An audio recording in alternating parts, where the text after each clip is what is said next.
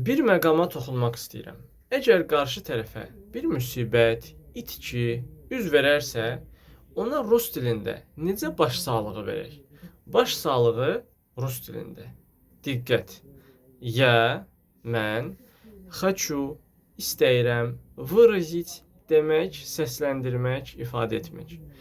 Выразить свои, öz, соболезнования, başsağlığı. İndi baxın, соболезнование sözü nə deməkdir?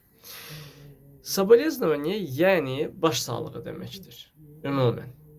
Amma bu sözün izahlı lüğətində, Uşakovanın izahlı lüğətinə baxa bilərsiniz. Толковый словарь, izahlı lüğət. Orada gəlir ki, yəni sənin dərdivə, kədərivə, qəminə şərikəm. Yəni öz hisslərimi bildirirəm ki, mən buna biganə qalmıram. Mən də sizi başsağlığı verirəm.